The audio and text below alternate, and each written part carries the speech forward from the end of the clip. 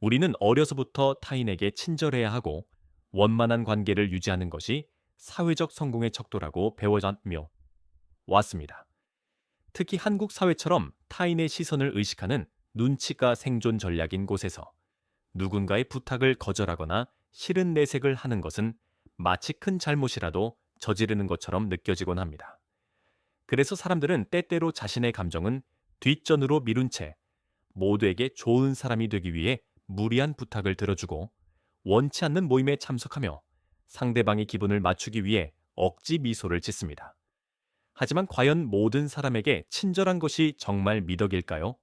아니면 나 자신을 갉아먹는 독이 되고 있는 것은 아닐까요?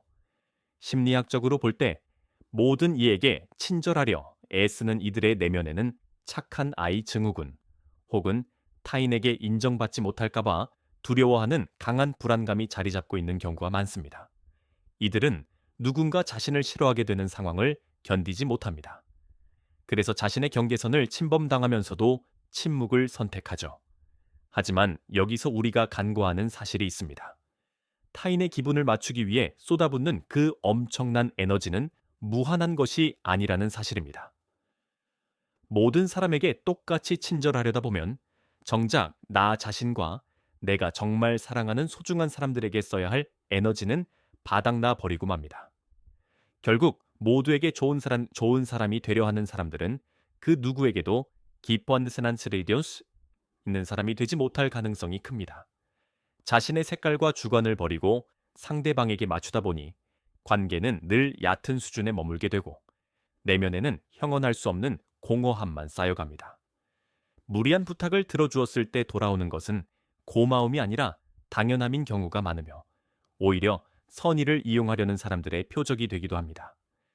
이들은 친절이라는 이름 아래 자신의 권리를 포기하고 있지만 사실 그것은 배려가 아니라 자아를 방치하는 것에 가깝습니다. 이제 우리는 냉정하게 질문을 던져야 합니다. 당신의 그 친절은 누구를 위한 것인가요? 진심에서 우러나온 선의인가요? 아니면 미움받을 용기가 없어서 선택한 회피인가요? 만약 당신이 지금껏 타인의 기준에 맞춰 사느라 정작 자신의 마음은 돌보지 못했다면 오늘 이야기에 집중해 주시기 바랍니다. 영상 후반부에는 당신의 인간관계를 정화하고 나만의 단단한 경계선을 세우는 구체적인 심리 전략을 공개할 예정입니다. 모든 사람에게 친절하지 않아도 당신은 충분히 가치 있는 사람이라는 사실을 이제는 뇌과학과 심리학의 관점에서 깊이 있게 들여다볼 필요가 있습니다. 그렇다면 왜 사람들은 누군가의 무리한 부탁을 단칼에 거절하지 못하고 속으로는 비명을 지르면서도 겉으로는 알겠노라며 고개를 끄덕이고 마는 걸까요? 여기에는 마음의 울타리라고 할 수 있는 심리적 경계선이 무너졌다는 치명적인 문제가 숨어 있습니다. 이 울타리는 나를 보호하기 위한 최소한의 안전장치와 같습니다. 마음이 건강한 이들은 이 울타리를 통해 내가 받아들일 수 있는 것과 없는 것을 명확히 구분하지만 모든 이에게 친절하려 애쓰는 이들의 울타리는 이미 곳곳이 허물어져 외부의 침입에 무방비로 노출되어 있습니다. 심리학적으로 이러한 상태는 타인의 부정적인 감정을 마치 자신의 책임인 양 오해하는 데서 비롯됩니다. 상대방이 실망하거나 화를 내는 상황을 마주할 때 그것을 상대방의 몫으로 남겨두지 못하고 내가 잘못해서 벌어진 일이라며 스스로를 채찍질하는 것이죠. 특히 수직적인 직장 문화나 끈끈한 정을 강조하는 한국 특유의 가족 관계 속에서 이러한 심리적 침해는 더욱 빈번하게 일어납니다. 퇴근 직전에 상사가 던져준 무리한 업무를 거절하지 못해 소중한 저녁 시간을 포기하거나 선을 넘는 무례한 질문을 던지는 친척 앞에서 억지 미소를 짓는 행위는 배려가 아니라 자신의 감정을 착취당하도록 내버려 두는 것과 같습니다. 이러한 상태가 지속되면 뇌는 만성적인 스트레스에 시달리게 됩니다. 겉으로는 평온한 친절을 유지하지만 내면에는 억눌린 분노와 억울함이 층층이 쌓이고 이는 결국 극도의 심신소모나 이유 없는 무기력증으로 이어집니다. 타인의 요구에 응답하느라 정작 자신이 무엇을 원하고 무엇에 기뻐하는지조차 잊어버리는 자아 상실의 단계에 접어드는 것입니다.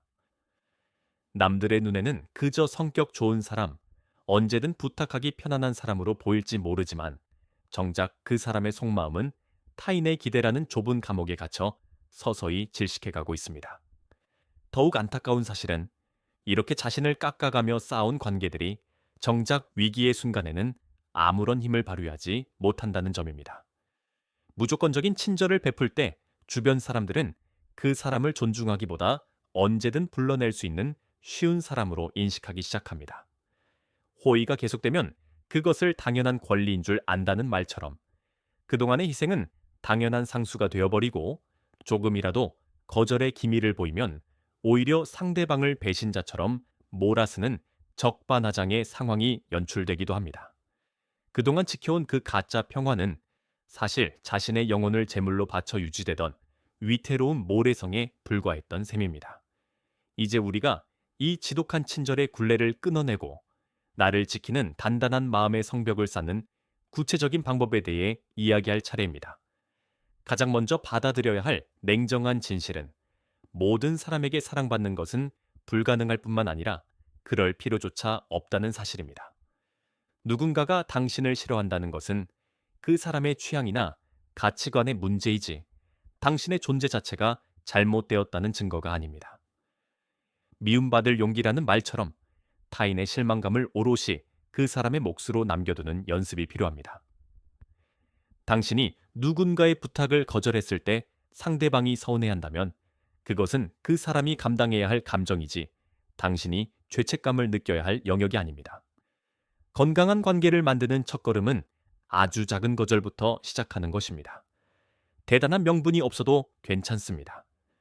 지금은 제가 여유가 없어서 도와드리기 어렵네요.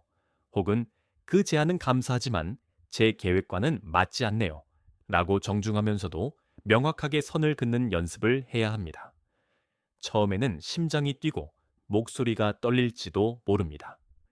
하지만 놀랍게도 당신이 선을 긋기 시작할 때 진정으로 당신을 아끼는 사람들은 그 선을 존중하며 곁에 남을 것이고 당신의 친절을 이용하려던 사람들은 자연스럽게 당신의 곁을 떠나갈 것입니다. 거절은 무례함이 아니라 당신의 에너지를 가장 소중한 곳에 쓰겠다는 선언과도 같습니다. 이제 당신의 에너지를 타인의 기분을 맞추는데 낭비하지 말고 오직 당신 자신의 내면을 돌보고 성장시키는 데 집중해 보시기 바랍니다.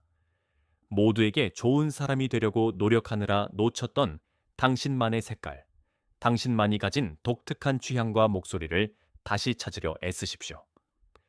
당신이 스스로를 귀하게 여기고 자신의 경계선을 단단히 지킬 때 타인들 역시 당신을 함부로 대하지 못하게 됩니다. 진정한 존중은 무조건적인 수용이 아니라 명확한 기준을 가진 자아로부터 뿜어져 나오는 법입니다. 당신은 누군가의 기대를 채워주기 위해 태어난 도구가 아니라 그 자체로 온전하고 존엄한 존재라는 사실을 매 순간 기억해야 합니다. 오늘 이야기가 늘 타인의 눈치를 보느라 숨 가쁘게 살아온 당신의 마음에 시원한 바람이 되었기를 바랍니다. 당신이 누군가에게 미움받는 것을 두려워하지 않고 오직 자신의 진실함에 집중할 때 비로소 당신의 삶은 한 단계 더 높은 곳으로 도약하게 될 것입니다. 오늘 내용이 가슴 깊이 와닿았다면 구독과 좋아요를 통해 당신만의 주도적인 삶을 선택하는 이 여정에 함께해 주시길 바랍니다. 당신이 누군가의 지시나 압박이 아닌 오직 스스로의 의지로 변화를 선택할 때 진정한 자아의 해방이 시작된다는 것을 믿어 의심치 않습니다. 끝까지 시청해 주셔서 감사합니다. 다음 영상에서도 당신의 마음을 레벨업 시키는 깊이 있는 심리 이야기로 찾아뵙겠습니다. 오늘도 타인의 시선에서 벗어나 오직 당신다운 평온한 하루 보내시길 바랍니다.